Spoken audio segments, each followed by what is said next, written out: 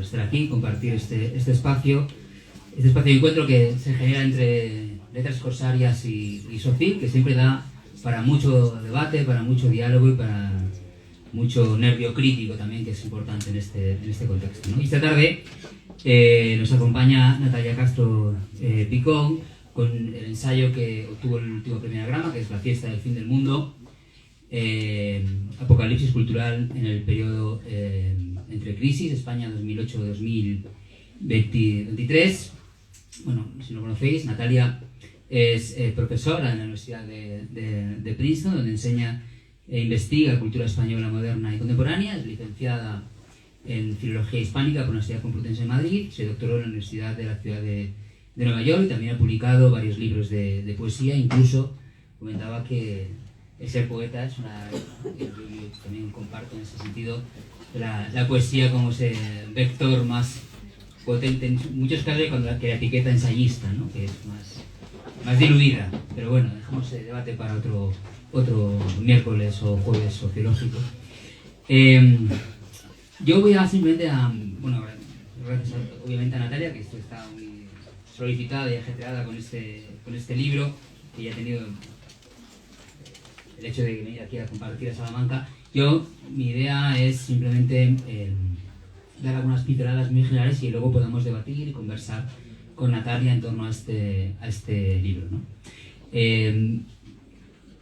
Cuando leía el texto que nos convoca hoy aquí de Natalia, recordaba que a mediados voy a poner un poco profesoral, pero bueno, espero que no.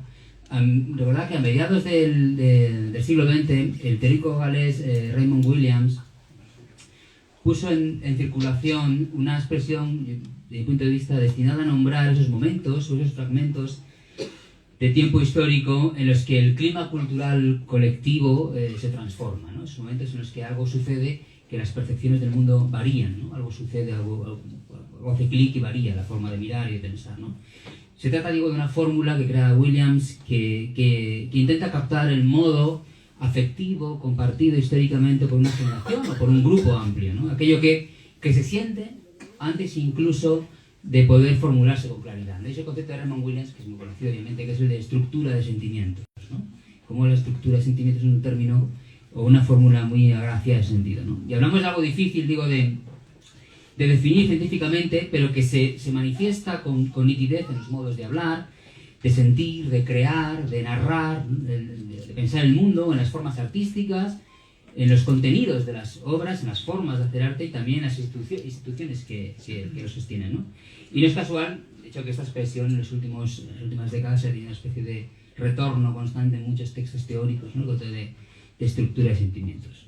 Parto de aquí porque creo que La fiesta del fin del mundo, el libro de Natalia Castro, es, entre otras muchas cosas, un mapa afectivo del presente, o al menos de los últimos 15-20 años, ¿no? Y creo que eso es lo interesante de ese trabajo, ¿no? Un mapa atravesado por una sensación recurrente, ¿no? Y de bien el título, que luego hablaremos también si queréis del título, si Natalia quiere, que es una sensación recurrente, que es la inminencia del desastre. Una sensación compartida de una inminencia del desastre. La impresión de que el suelo puede abrirse bajo nuestros pies en cualquier momento, ¿no? Una sensación de vacío. Esa sensación de fin, de colapso, de abismo, ¿no? Que leemos en libros, en artículos, en textos, en un montón de sitios, ¿no? Y podría pensarse como una de las estructuras afectivas más compartidas de nuestro tiempo, ¿no? Y creo que motivos hay hoy en día que van en este sentido. Ahora bien, yo creo que es la parte interesante o la parte potente desde el punto de vista del libro, ¿no? El libro no se limita a constatar esa atmósfera, sino que una de sus principales aportaciones es mostrar cómo la cultura es capaz de dar forma a ese nervio destructivo del presente a través de un movimiento que yo he detectado, y Andrea puede comentarlo o contradecir, en dos direcciones que creo que son especialmente sugerentes. Por un lado, el libro despliega un amplio marco de análisis a partir de las prácticas culturales producidas en España entre 2008 y 2023. Un periodo intensísimo, marcados por crisis económicas, violencias múltiples, precarización, pandemias, auges de discursos reaccionarios, desastres climáticos, de 2008 a 2023 pasan una cantidad enorme de sucesos, ¿no? Y Natalia recorre novelas, series, películas, colectivos artísticos, otros productos culturales, para detectar una serie de, como decía antes, de pautas afectivas y culturales desde las que se representa el apocalipsis. Yo creo que este concepto de apocalipsis es muy sugerente, interesante. Yo creo que nos habla de ese concepto de noción de apocalipsis que va más allá de una mera especulación o una mera imagen o metáfora, ¿no? Del desastre o del colapso, ¿no? Lo que el filósofo francés Clément Rosset llamaba la lógica de lo peor, ¿no? Esa sensación de la lógica de lo peor que está inscrita en las formas culturales de este periodo.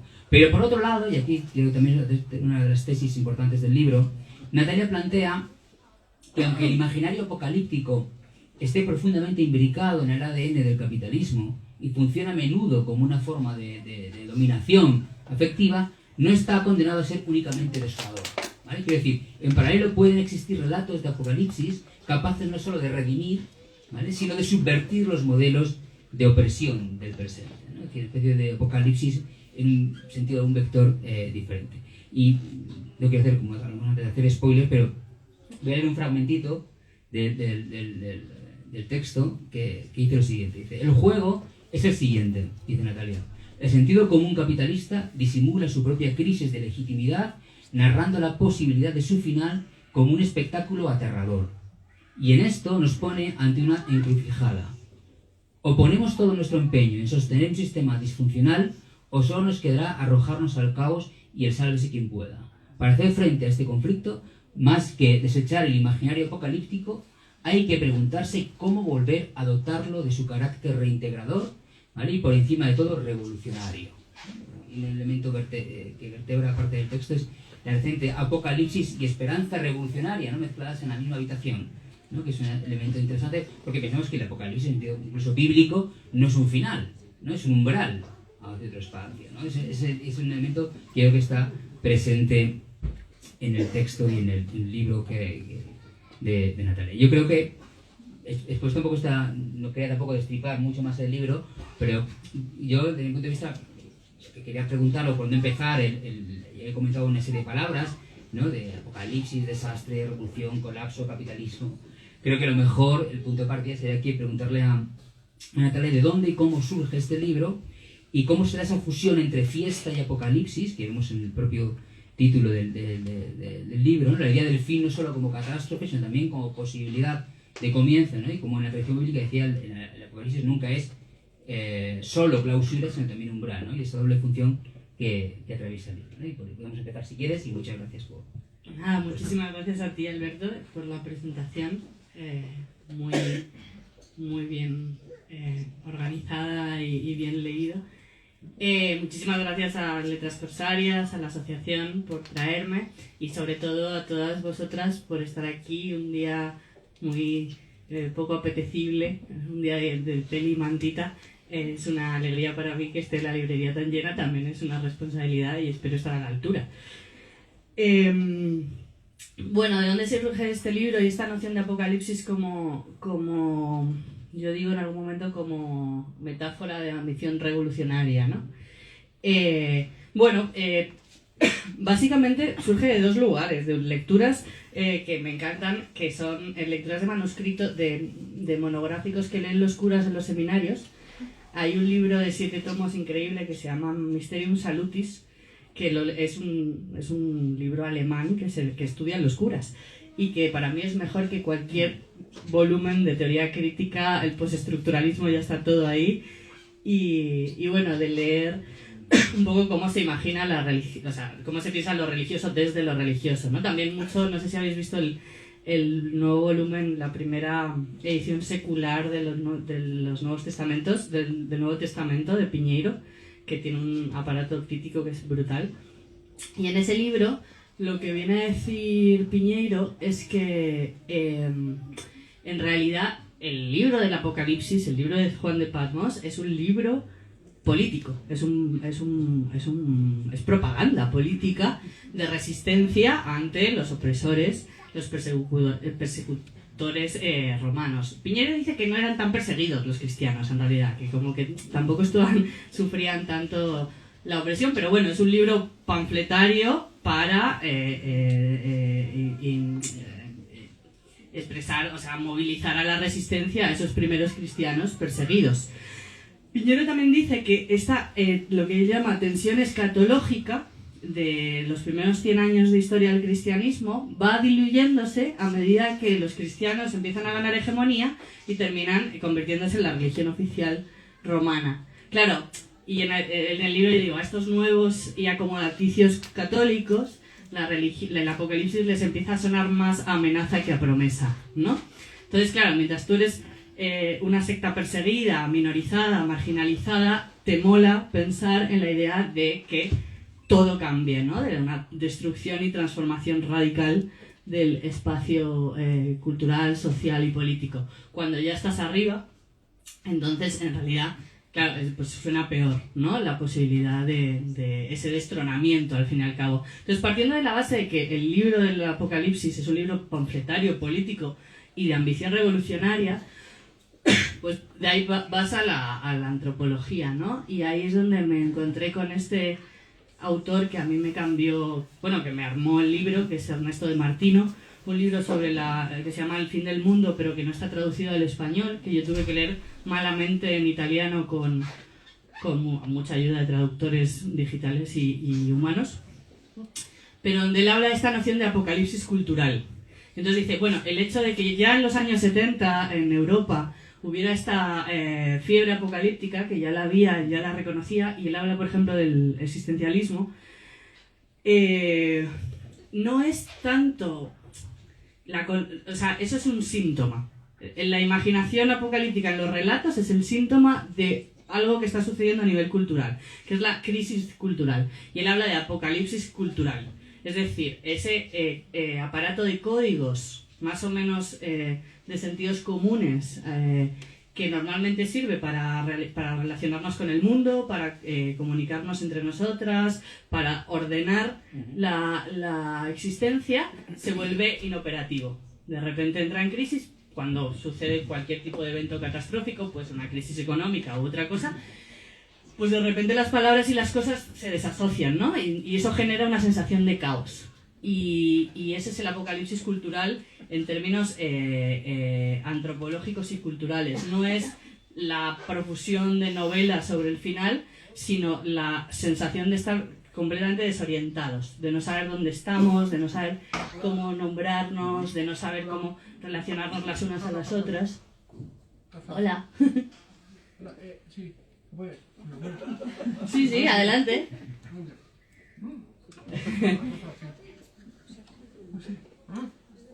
Bueno. Y me encanta cómo de repente el caos entra por la puerta. Cuando lo nombras aparece. Bueno, pues esa sensación de caos tiene dos posibles salidas. De Martín estaba muy preocupado porque decía que pasa en Europa, que si bien el Apocalipsis, que es un universal antropológico que aparece en prácticamente todas las culturas y siempre viene a nombrar esa transformación radical del mundo, pero no un cierre, en Europa había empezado a significar exclusivamente el fin del mundo, no el principio de otra cosa. Entonces esa tensión escatológica parece como cercenada. Entonces dice, bueno, es que hay dos formas de salir del Apocalipsis. La culturalmente productiva, que permitiría una reintegración, es decir, hay una cultura que es disfuncional, que no opera como debería y que necesita, de hecho, ser transformada, ser sustituida por otra. Y el Apocalipsis permite desordenar los códigos para volverlos a armar, pero lo que parecía estar pasando en Occidente, según de Martino, es que nos habíamos quedado en un estado anterior, que era el Apocalipsis psicopatológico. Y en esto coincide con otros teóricos y otras antropólogas. Rita Segato habla de algo muy parecido, Mark Fisher habla de algo muy parecido cuando habla de la hedonia, ¿cómo es? Hedonia depresiva. Bueno, esta sensación como, de hecho, en todos los casos se asocia la idea de apocalipsis con la crisis de salud mental, que es muy curioso. Yo no he ido tanto por ahí, pero sí que pasa. Y entonces, bueno, pues esto que de Martino, este síntoma que veía en Occidente de, ostras, de repente, fin del mundo ha pasado a significar cierre histórico y ya no hay una salida posible, yo me pregunté si era cierto. ¿Por qué? Porque en realidad, si nos fijamos, es muy fácil reconocer que no, que hay casos que sí que están pensando la imaginación, usando, activando y movilizando los imaginarios apocalípticos para plantear la necesidad de un cambio. ¿Y dónde lo vi de una forma muy inmediata? Pues en las mareas ciudadanas, de ese tropo del tsunami, de la inundación, aparecía con mucha fuerza en torno al 15M, pero también aparecía, por supuesto, en el tsunami feminista, que es uno de los ejemplos más radicales de transformación, ¿no? Verónica Gago va a decir que el feminismo viene a cambiarlo todo, y es precisamente por eso que la última ola es tan radical que se autoenuncia como tsunami. Pero también aparecía en lugares un poco más macarras e inhóspitos y pequeños, por ejemplo, que en Castellón, después de las manifestaciones en coche, estilo Mad Max, de Vox, ¿no? Esas manifestaciones que hicieron, que era como, además ahí había como una representación muy clara del mundo que quería esa gente, ¿no? Y era Mad Max, clarísimamente. Bueno, pues después de esas manifestaciones, los antifas de Castellón se vistieron como la UME, se parapetaron así como si fueran brigadas de desinfección y se fueron a desinfectar los sitios por donde había salido Vox, ¿no? Entonces, de repente, ese imaginario de la pandemia, del colapso, pero que también remitía a películas sobre el virus que ya habíamos visto antes, o incluso a ET, algunas escenas de ET, se utilizaba para combatir precisamente ese estado disfuncional, caótico, y lo que yo en el libro llamo la ideología del sálvese quien pueda, ¿no? Que es lo que el capitalismo nos promete en esta situación. Pero la única opción que nos da es sálvate si puedes. Y luego también, por poner otro ejemplo divertido, también sucedían cosas que en principio no son políticas, pero que para mí sí lo son, como el hecho, no sé si recordáis, que en torno a 2008 se pusieron muy de moda las marchas zombies. Y de repente ibas por las ciudades y te encontrabas con hordas de zombies que estaban ahí sencillamente para pasárselo bien, pero que en su discurso hay una reivindicación clarísima de toma del espacio público y un uso performático de ciertas imágenes que remite, y anticipa y remite muy claramente a las movilizaciones posteriores, ¿no? No, es más esto, pues, ¿no? Que lo de Ernesto de Martino, estoy pensando que Ernesto de Martino además hay mucho detrás, porque Ernesto de Martino es muy vinculado a Gramsci, a Antonio Gramsci, ¿no?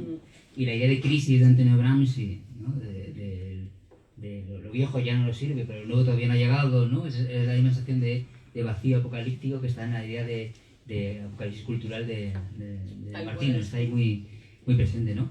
Digo, otra cuestión, el apocalipsis tiene, está claro en su propuesta, en un carácter también global, pero también epocal, ¿no?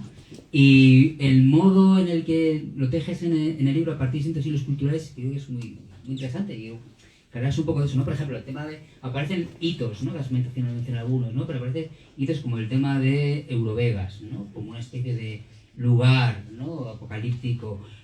Aparece la relación entre lo urbano y lo rural, ¿no? Conceptos como la España vaciada y el western castellano, el descampado, la importancia que yo digo, el espacio, ¿no? Y todos estos recorridos, ¿no? Que nos hablas un poco de cómo has ido buscando y cómo has ido hilando todos esos, porque son muy distintos entre sí, ¿no? Los conceptos, los lugares, ¿no? Por ejemplo, es interesante el tema del descampado frente al búnker de los ricos, ¿no? Donde habita cada, ¿no? Esos elementos de clase también que están ahí presentes, ¿no? Sí. Porque el libro se abre con el tema bueno, el libro se abre con Salamanca. Es verdad. Yo no puedo dejar de pensar en esa novela de Rodrigo Cortés, hoy, que camino por aquí. Sí, ahora pero bueno, que hay una serie de referencias, ¿no? Y el primer capítulo así es el de Eurovegas, ¿no? Y cómo ese elemento apocalíptico de clase social también está presente en el espacio urbano, el espacio. Sí, bueno, en la introducción ya digo que porque el libro del Apocalipsis de Juan de Palmas es un libro sobre urbanismo, este libro también lo es. Porque si lo pensamos, el libro del Apocalipsis de nuevo es un libro sobre una reforma fuertecita de una ciudad. Se destruye Jerusalén para sobre sus ruinas hacer descender, se destruye Babilonia y sobre sus ruinas desciende la nueva Jerusalén, ¿no? Y esta noción urbana atraviesa todo el libro me han acusado con muchísima razón de ser un poco madrileño centrista, pero porque Madrid cumple el papel de Babilonia en este juego, ¿no? Y el desierto como eso que rodea Babilonia, y el libro del Apocalipsis de nuevo se abre con que a San Juan lo secuestra un ángel y se lo llevan volando hasta el desierto donde ve todo esto suceder, ¿no? Esta destrucción de la ciudad. Y yo encontré que en Eurovegas había un grandísimo ejemplo de cómo esa misma mítica se ha ido reutilizando constantemente y sobre todo desde la modernidad capitalista, ¿no? La ciudad es una especie de engendro doble cara entre Babilonia y Jerusalén. Y Eurovegas es también eso, es como una especie de epítome de eso, ¿no? La ciudad del pecado, pero también es la ciudad de las promesas, ¿no? El Welcome to Fabulous Las Vegas es como esa utopía del capital que también tiene su contracara porque es donde se germinan todos los grandes males del capital desde una perspectiva moral. Y bueno, mucha gente me ha dicho como que no se acordaba de que eso había pasado cuando sucedió. Y sucedió justo después del 15M, cuando ya veníamos muy bien aprendidas de cuál era la estafa del neoliberalismo, ¿no? Y entonces hubo un movimiento de resistencia muy fuerte que en cierta medida estuvo relacionado con el hecho de que no sucediera, al final, que no se diera lugar. Pero además tiene este punto Eurovegas de como incluso conceptualmente es muy plástico y muy sexy, porque es la utopía del capital, la distopía, pero también es el no lugar, en tanto que es un no lugar en sí mismo, a lo Marcaugy, ¿no? Es un lugar inhabitable, un lugar sin singularidades, un lugar reproductible, pero además también es un no lugar porque nunca tuvo lugar, porque no se pudo hacer, ¿no? Y entonces es como esa inflación simbólica de los sentidos capitalistas. De ahí, o sea, esa relación entre la ciudad y el desierto se reproduce, no lo digo yo, está en todas partes. Por ejemplo, el libro de Mike Davis, no sé si lo conocéis, el de Ciudad de Cuarzo, también tiene un planteamiento muy similar, que yo copio un poco. Además, un libro que tradujo Rafael Reich, y yo lo descubrí porque hay una frase de Rafael Reich en el libro en castellano de Mike Davis, que es el título de una novela de Rafael Reich, que es el de Sangre a borbotones. Y bueno, esto venía que eso, la relación entre el desierto y la ciudad es constitutivo de la ciudad contemporánea en Estados Unidos y más allá, ¿no? Y entonces de repente España es imaginado históricamente como el desierto de Europa. Esto sucede por lo menos desde el 98, pero luego el hecho de que Sheldon Adelson, este empresario, quisiera montar aquí su Eurovegas también nos habla ya de la cuestión del apocalipsis desde una perspectiva y de ese imaginario del desierto, de ese imaginario bíblico. Es que hay gente que no sabe qué es lo de Eurovegas. ¿Es por decir lo de Eurovegas? Sí. Bueno, básicamente quisieron montar aquí un... Las Vegas. Sí. El mismo empresario que es dueño de 2 casinos de los más grandes de Las Vegas y que además estudió en mi universidad, hay todos unos paralelismos muy locos. Yo vivía al lado de donde se iba a construir Eurovegas. En fin, entonces como que a partir de Eurovegas me permitía pensar la ciudad desde todos esos ángulos. Y luego también la idea del desierto como, de nuevo, constitutivo de la forma de pensar el territorio capitalista, como ese espacio disponible para hacer lo que queramos con él, para ponerlo a producir, ¿no? La gran obsesión es poner el desierto a producir, y como de alguna forma la ciudad neoliberal también es eso, ¿no? Está hecha de agujeros que constantemente se tienen que rellenar y también de la cuestión de la destrucción creativa, ¿no? Como en estos años también la ciudad, en concreto Madrid, fue constantemente echada abajo para volverla a construir, y por esa vía se iba echando a la ciudadanía, a las vecinas y los vecinos. Entonces yo juego con esta idea del descampado como un producto de la crisis, pero que tiene su correlato en las plazas públicas del centro de Madrid, que son también como desiertos de asfalto, pero que luego también son condición de posibilidad para cosas como la acampada del 15M, ¿no? En ese desierto, reconocido como desierto por los manifestantes, era el espacio disponible para construir sobre él una pequeña ciudadela, donde todo lo que soñaban se podía hacer. El dinero no existía, la comida era gratis, la cultura estaba por todas partes, en fin. Me estaba acordando de que hay una novela perdón por cita, de Ballard, que es Noches de cocaína, que es del año 96, creo que es una novela de Ballard situada en España, en la costa del Mediterráneo, y es una historia en la que Ballard cuenta que la forma en la que se está construyendo en el Levante en España no es un caso aislado, sino que España es el futuro de Europa, ¿no? O sea, que España es un lugar de pruebas, porque el futuro, España no va a ser el balneario de Europa, sino que toda Europa va a ser un balneario para los ricos. Claro. O sea, está destinado Europa pensada para esa dirección, ¿no? Y en el libro, no tiene que ver con balas, pero en el libro citas una serie de novelas, por ejemplo, el Lugar Seguro de Isaac Roxa, o El Trabajador de la Navarra, también aparece Torrente, o series como En Fin, ¿no? Que son series que tienen que ver un poco con ese espacio afectivo actual que tiene que ver con el desastre, ¿no? Con el arramblarlo con todo, con destruirlo todo, ¿no? Es decir, la idea como hablamos de los búnkeres de los ricos del descampado, o el tema del COVID, que aparece como también vinculado a la expresión del estado generalizado de inseguridad, ¿no? De Salvadori. Y creo que, pues si te apetece comentar un poco el tema de, comentas en algún momento de que la importancia que tiene el tema de los afectos también para el neoliberalismo, es decir, como el neoliberalismo, para otro el vínculo el tema de los vínculos y demás, está muy presente en el desarrollo del libro de cómo el apocalipsis no es solo una cuestión material, sino también una cuestión también afectiva, ¿no? En el libro.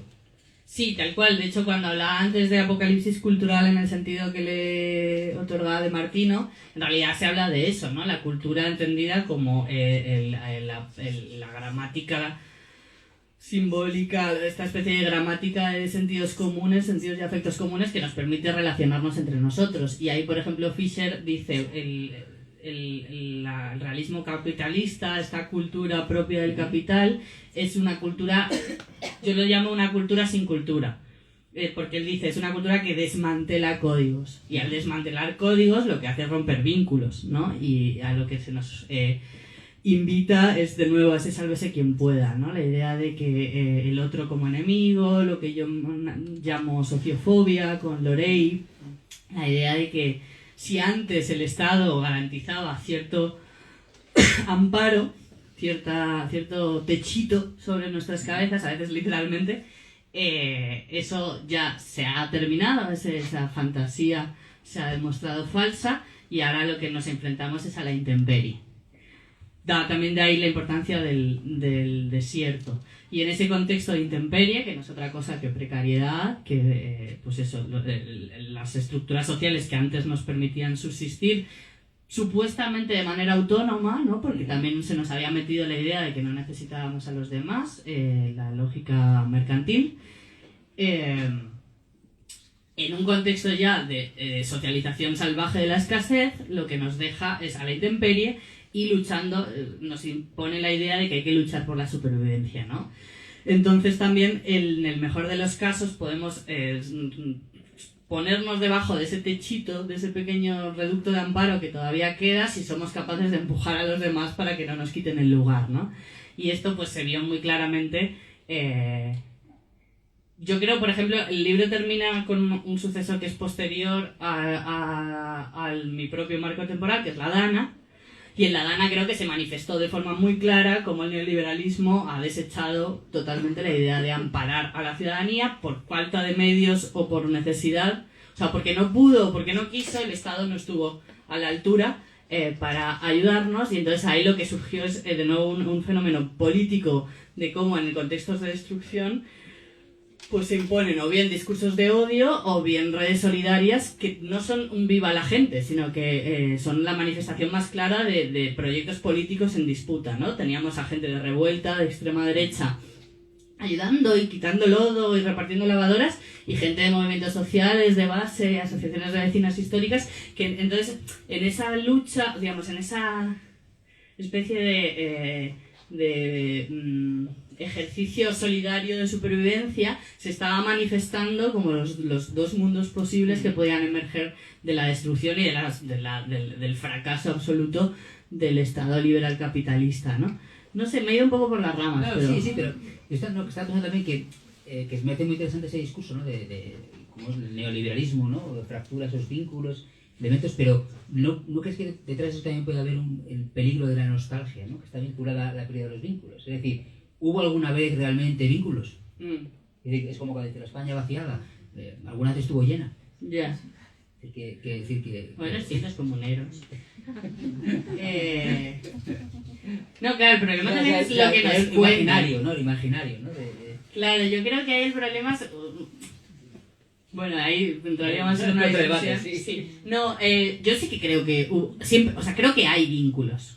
Creo, y si no, que son muy fáciles de regenerar. En realidad es como, yo qué sé, como cuando pues eso, como cuando en la pandemia de repente nos quitamos de en medio 20 días y aquello, guau, brota, yo vi belugas desde mi casa en Menorca, que no había visto una ballena en mi vida en Menorca, pues de repente aparecieron en la boca en el puerto. Bueno, pues creo que con los vínculos pasa lo mismo, en tanto que la lógica capitalista se quita de en medio, vuelven a aparecer. Porque como dice David Graeber, y yo lo uso a propósito de la Dana, pero también pensando en lo que sucedió en Puerto Rico con el huracán, como un caso anterior que a mí me sirve para pensar estos casos, es lo que él llama comunismo cotidiano. Él dice, no, el comunismo no es un sistema político que se crea en el siglo XIX. Antes que eso, es un instinto social por cooperar, porque sabemos, sin necesidad ni siquiera de pensarlo, que las cosas salen mejor y funcionan bien cuando colaboramos.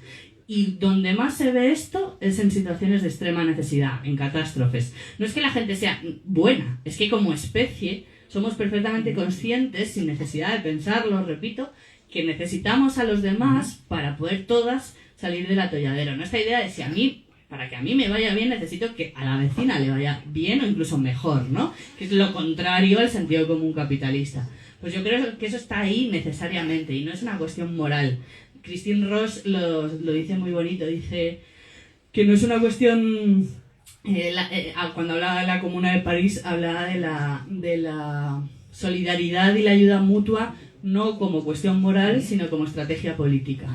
Y entonces yo eso sí que creo que, por un lado, está ahí, siempre aparece cuando se vuelve súper necesario, cuando se vuelve urgente, pero que también eso hay que activarlo políticamente. Y que de hecho se está activando, porque tú lo has dicho, esa reivindicación de ciertas formas de vínculo tradicionales, carcas, tal, lo están haciendo quienes lo hacen con muchísima conciencia de que tienen mucho que ganar, porque estamos en un momento en el que estamos faltos de vínculos y los vínculos son esenciales a la especie humana.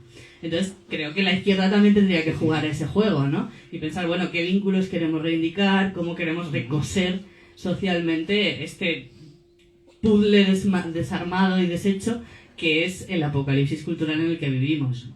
Y por eso el 15M ocupa un lugar muy notable, ¿no? en el libro, ¿no?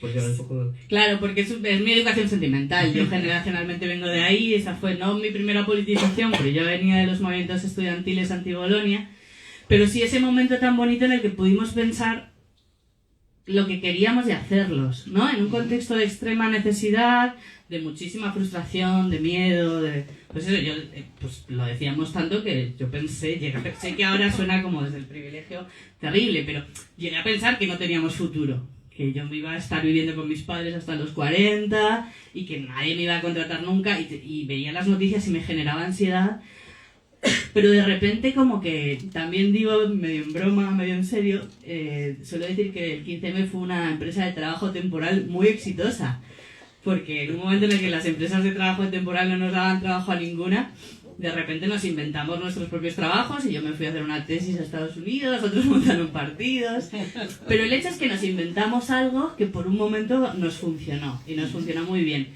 y con todos los problemas, porque no hay que romantizarlo tampoco, y ahora me hace mucha gracia y me parece que tienen mucha razón los chavales más jóvenes militando. El otro día a uno le escuché decir como la juventud sin futuro, mírales ahora, y es verdad que ahora muchas de nosotras estamos donde estamos, ¿no?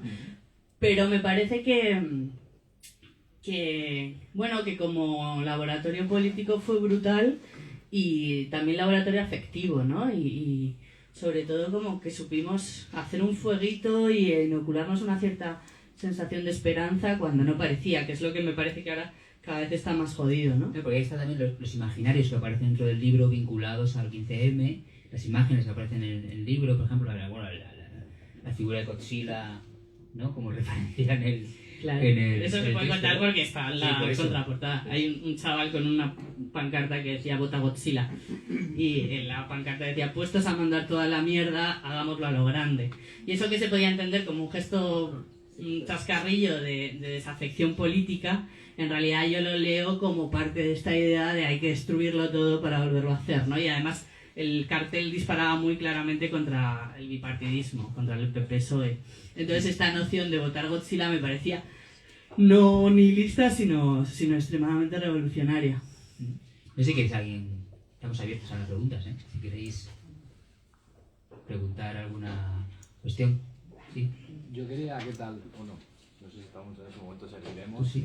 Venía sin conocerte nada del libro y qué interesante, me está interesando un montón.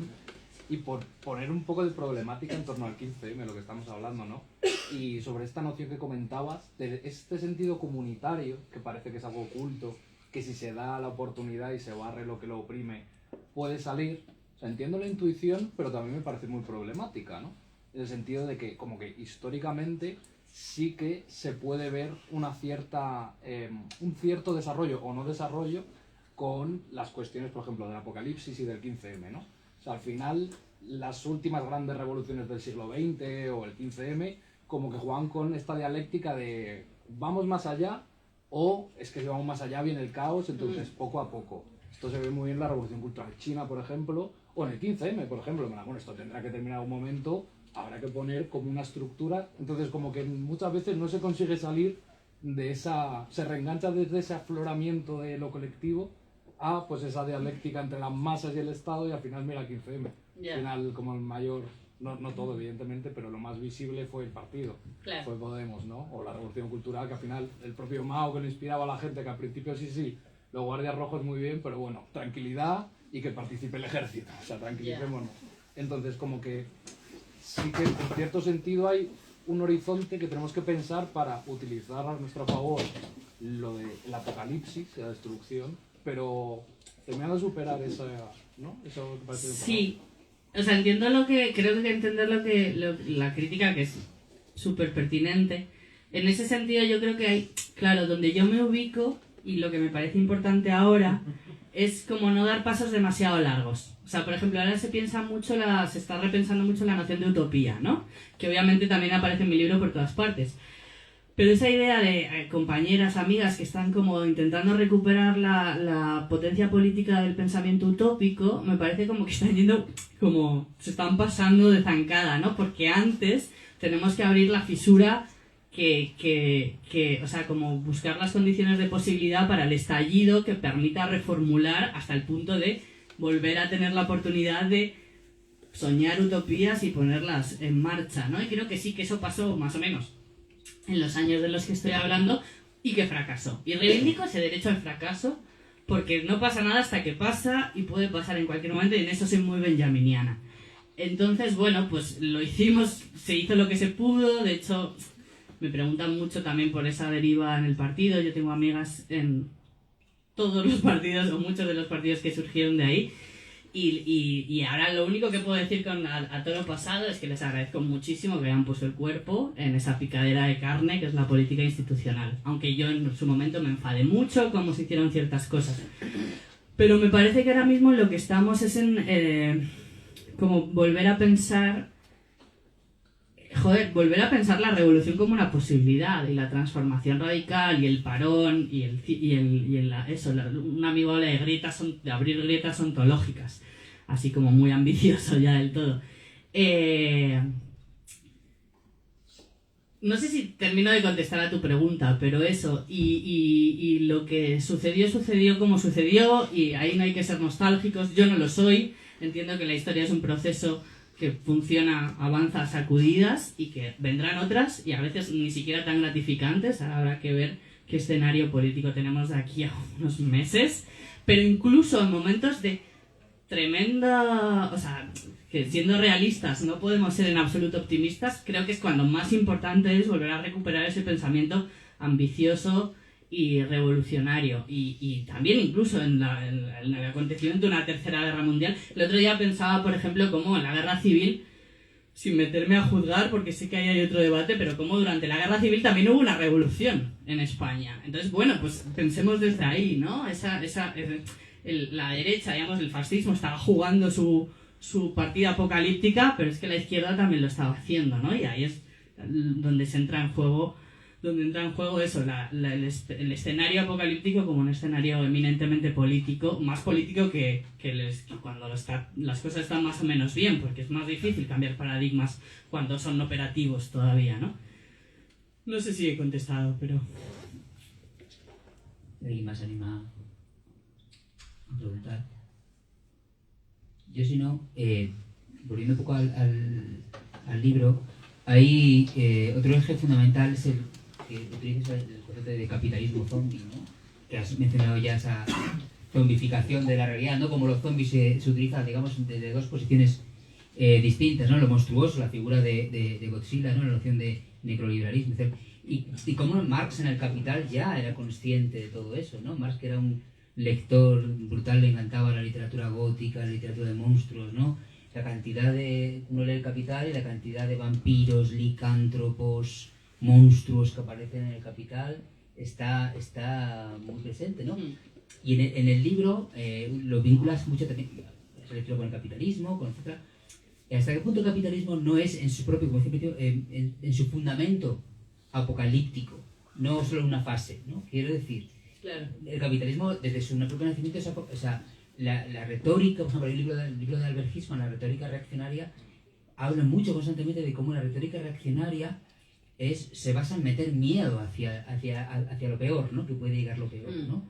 Y que en tu libro está muy presente también todo ese contexto. Sí, sí, yo creo que sin duda el ethos capitalista es un ethos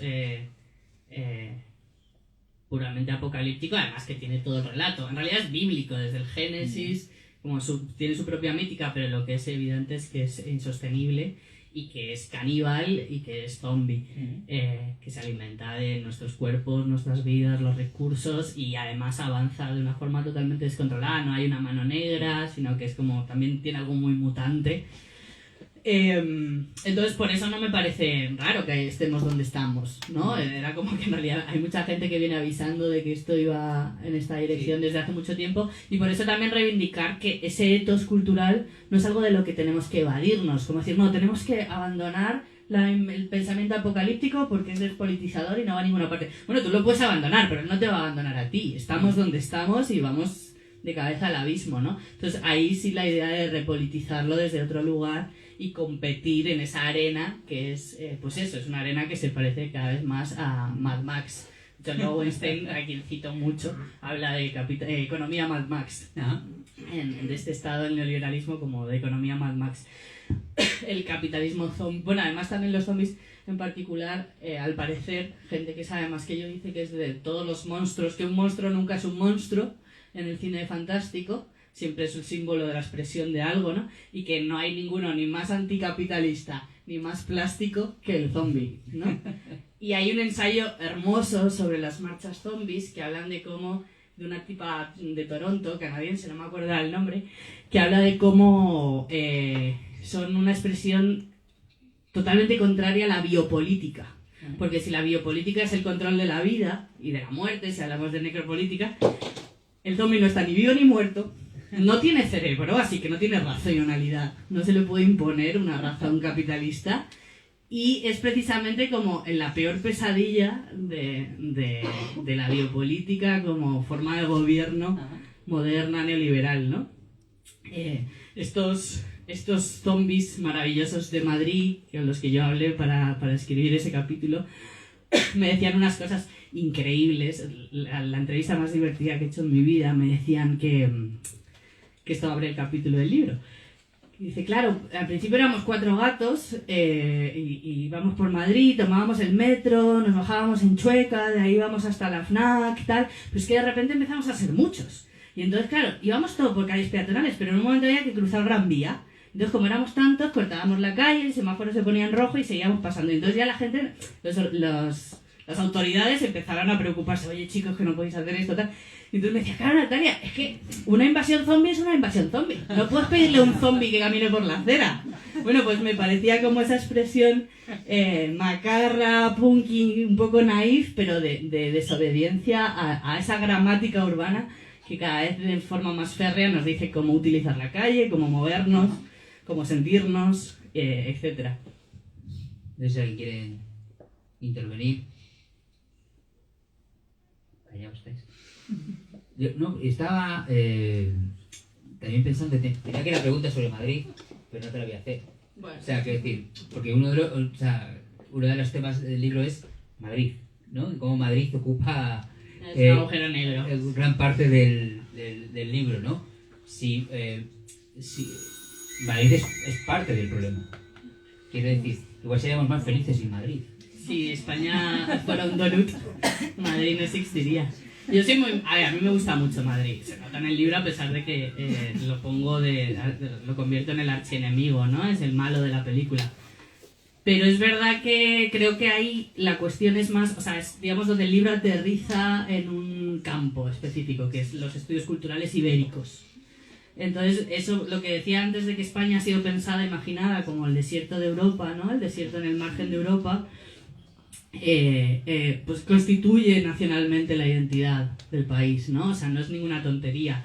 La generación del 98 pensó así España, lo escribió así, hemos heredado toda esa imaginación de lo que es España. Y cuando pensamos, por ejemplo, en Sergio del Molino y la España vaciada, él lo que hace es reproducir esa misma lógica. En el primer capítulo dice, ninguna otra ciudad, habla de Madrid como, ninguna otra ciudad europea está... ¿Esto funciona? Sí. Ninguna otra ciudad europea está rodeada de tanto desierto, dice él. Y es como, ya has caído en tu propia trampa. Porque, joder, desierto no es tampoco. Pero bueno, eso nos constituye, ¿no? Y esa idea de Madrid como agujero negro... Es que está en todas partes, porque por ejemplo en el capítulo en el que hablo de las inundaciones, hablo de todos los intentos que ha habido históricamente desde el siglo XVI de hacer navegable el río Manzanares, porque el hecho de que esté en mitad de la península dificultaba mucho la gestión de recursos coloniales y también el control de la península a nivel militar. Entonces esa noción de inundar Madrid está en las películas. Hay, en un momento cito un meme muy famoso del mar de alegría, que es si hubiera un mar, si de verdad Madrid tuviera mar, no existiría, y entonces Albacete tendría playa, decía la canción. Pero esa noción centralista de la metrópolis imperial viene desde la conquista de América y atraviesa España en esa frustración y la identidad madrileña como capital imperial, en esa frustración de falta de mar, en esa cuestión de ciudad Babilonia o Jerusalén en el desierto. Entonces me parece que ahí sí que se puede ver como un fenómeno que en realidad es global. Todo de lo que estoy hablando está sucediendo en muchos países, en todos lados, ¿no? La imaginación apocalíptica lo invade todo, los tropos no son tantos y se repiten en otras culturas, pero la cuestión de esa capitalidad y cómo se constituye históricamente me parece que hace que este libro también sea un libro sobre... me gusta decir que hablo mucho de Madrid, pero lo que hay detrás es una propuesta federalista muy clara, ¿no? De descentralizar España y volver a la noción de federal... Madrid zombie, ¿no?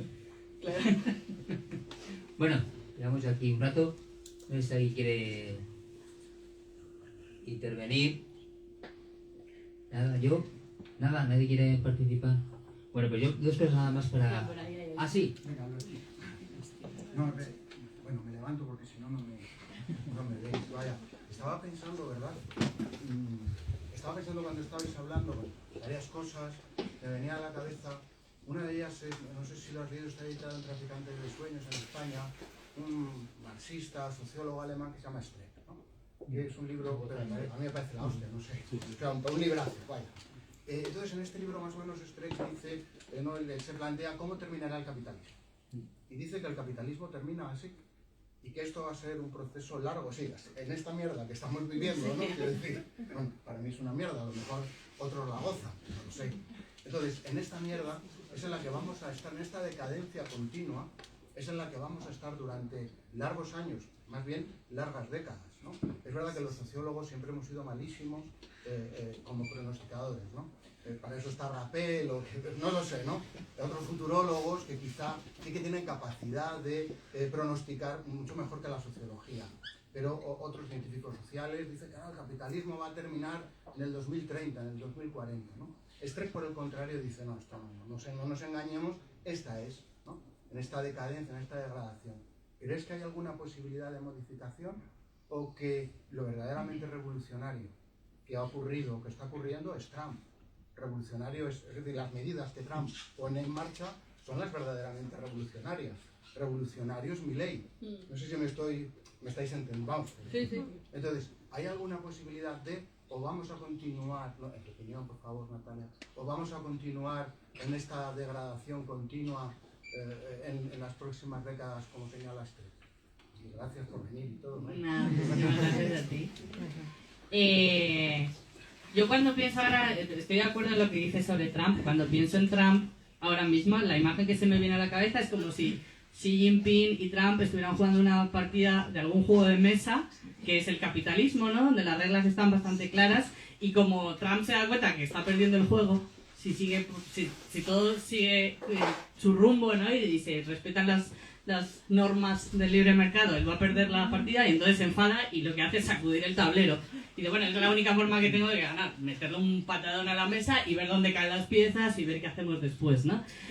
Y lo veo un poco así, y sí, en ese sentido es profundamente revolucionario, ¿no? Se ha pasado por el arco del triunfo todas las nociones comunes y no solo las que el capitalismo vende de sí mismo, la noción de libre mercado que sabemos que es falsa, la noción de autorregulación que sabemos que es falsa, sino también las que verdaderamente se suponía que estaban siguiendo, ¿no? ¿Qué pasa? Claro, creo que que hay una salida por la izquierda a eso. No solo lo creo, o sea, necesito creerlo. Si no, es como, joder, si no, pues habrá que invertir en bitcoins, porque no queda otra, ¿no? Pero además creo que en ese contexto, como decía antes, es donde hay que jugar. Ese es el tablero del juego. Y aunque venga alguien que tiene más poder que tú, le meta una patada a la mesa y cambie las fichas de sitio, tú tienes que ver cómo te las arreglas para posicionarte.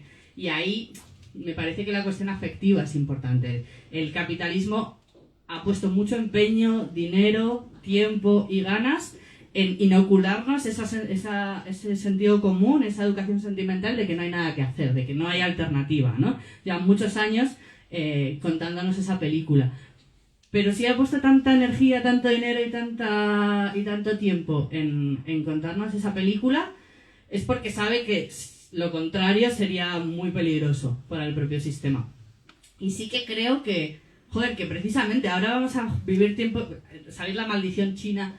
Que vivas tiempos interesantes, que es una maldición.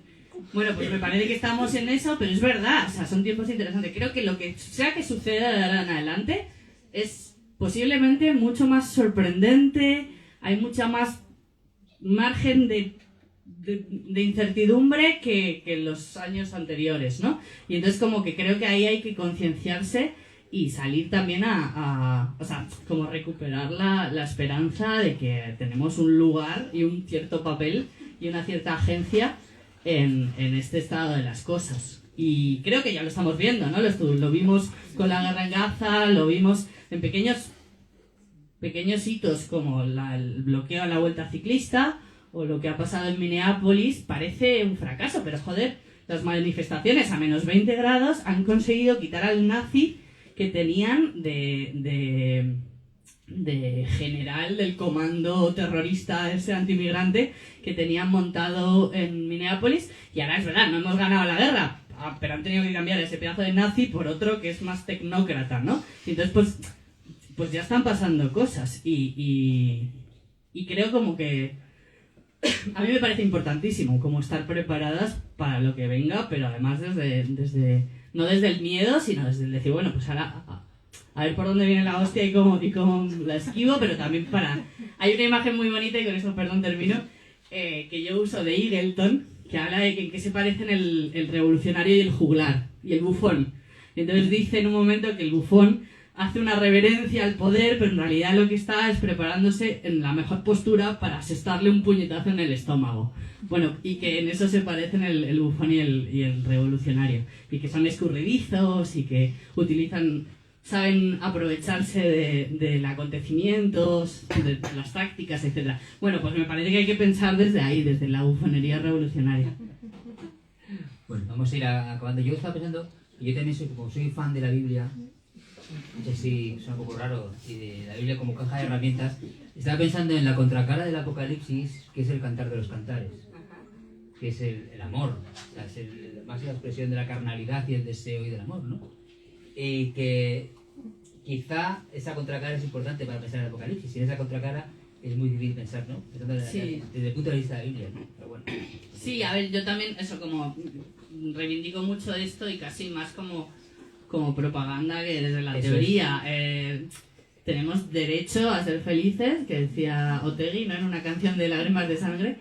tenemos derecho a ser felices y tenemos derecho a, en todo momento, tenemos el derecho y la capacidad de reivindicar que las condiciones materiales necesarias para una vida buena, digna y incluso en el peor de los escenarios posibles.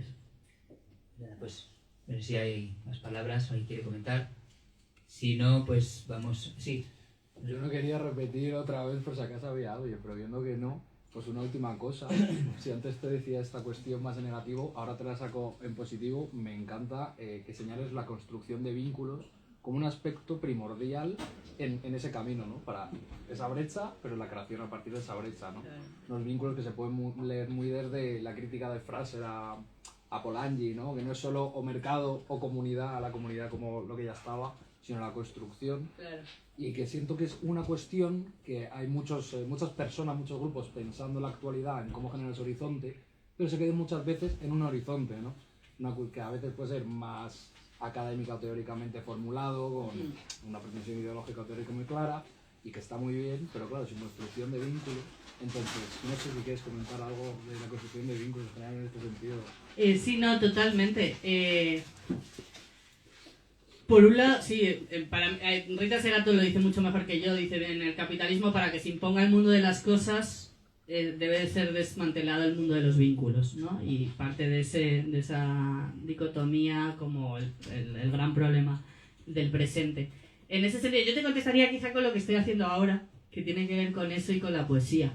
Y es precisamente pensar cómo ciertos espacios de experimentación político-poética, siempre colectivos, están permitiendo abrir espacios de renegociación de sentidos comunes, ¿no? La poesía como esa fuerza discursiva que está a la contra de la estandarización del capital, a la contra del fordismo que se está sometiendo a la información a través del algoritmo, de la inteligencia artificial. Precisamente la poesía como un espacio en el que yo estoy reconociendo ahora, además estoy viajando por todo el estado y viendo cosas muy guays, chiquititas, no es que vayan a empezar la revolución, pero es un lugar donde mirar para reaprender la posibilidad de volvernos a sentar todas, más o menos todas juntas, con un proyecto común a repensar el sentido de las palabras y las cosas, porque de esas palabras y esas cosas están hechas, es la materia con la que nos vinculamos, ¿no? Entonces el poder de las palabras. Y obviamente, de nuevo, no es un viva la gente, no es nada naif, porque hay un proyecto político detrás, y eso es lo que la extrema derecha está haciendo también. Es que lo que no nos damos cuenta es que están construyendo vínculos. Es que esa supuesta, que no se sabe si es cierta o no, pero ese retorno a la religión de los jóvenes me parece claramente un síntoma de que es que necesitan comunidad. Y yo, que estaba vinculada a la iglesia cuando era joven y tal, yo recuerdo ese espacio como un espacio muy solvente, muy cozy, que se dice en Estados Unidos, como donde hablar de ciertas cosas, porque los chavales y las chavalas no tienen esos espacios, y menos los pobres pandemias, ¿no? Entonces ahí no es solo reconocer el vínculo, sino sentarse a pensar cómo y qué vínculo, ¿no? Porque podemos ir a la familia nuclear o podemos inventarnos otra cosa. Pero sí, me parece fundamental. Y yo ahí lo estoy viendo desde los poetas que están haciendo cosas muy guays, como susurrarse poesía en el oído en las manis, que parece así como muy cursi, pero en realidad es súper potente, porque lo que hacen es a través de un tubo susurrar poemas de personas desaparecidas en la dictadura argentina, en manis argentinas, ya lo están haciendo en Euskadi, y entonces ahí también se ve muy bien como la diferencia entre los discursos, ¿no? La manifestación como el espacio, el eslogan, que todas repetimos al unísono, y de repente entra por el oído el poema, ¿no? Como que rompe todos los lenguajes estandarizados, que trae otras formas de pensamiento y tal. Y eso no me parece ninguna tontería.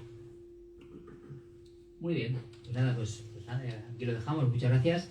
Lo único, recordaos que mañana hay otra actividad de Socil en Artilugio con Elisa García Mingo de la Universidad Complutense de Madrid, con el tema de la misoginia digital, ¿vale? Mañana a las 7:30 en Artilugio será, ¿de acuerdo? Venga, pues muchas gracias. Muchas gracias.